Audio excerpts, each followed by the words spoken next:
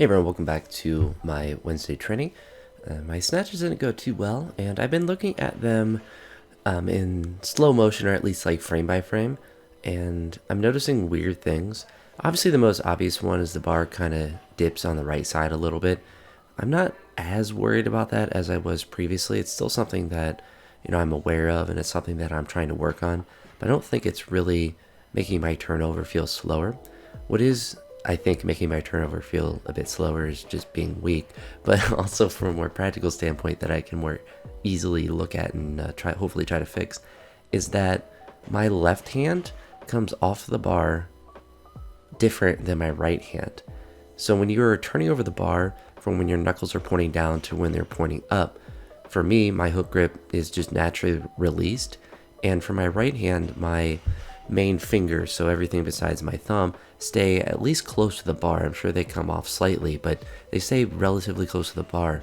And my left hand, all of my fingers come off noticeably different than my right hand, which I think is creating just separation, obviously, from the bar, but is making my turnover on my left side just a little bit weird. So the thing that I'm going to work on, and unfortunately, I'm looking at this on Sunday when I'm, editing all these videos up, and this training was obviously from Wednesday, as the title would suggest. I'm going to have to at least focus currently on keeping my hook grip on longer and potentially try to keep it on throughout the lift.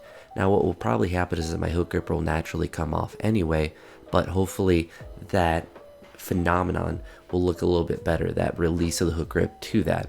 It's not something I actually have ever thought about in my snatch, at least like maintaining my hook grip or releasing it. Like, it's just something that's always come off when I've done it. It's something, I guess, that when you're young, it's a little bit easier, or if you're just a little bit smaller, because you just have less muscle mass in the way. But it's something that ever since I've done a snatch, it's been, it's always come off. Same with cleans. Like, I've never held a full hook grip with a clean, and I don't think that will ever be possible with the clean. But I think for the snatch, it probably won't be possible as I get heavier, but I think it will be a good thing to do as I warm up and then try to do as the weights get heavier. It'll probably allow me to stay a bit more connected to the bar as well.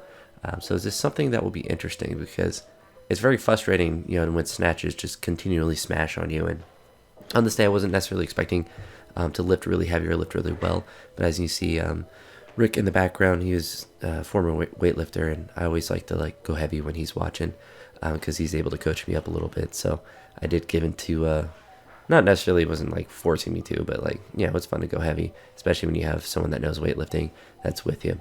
But because I wasn't feeling too fantastic on this day, instead of clean jerks, I did push presses, and as you can see with the 110, it just wasn't, the cleans were fine, but the push presses themselves were quite difficult.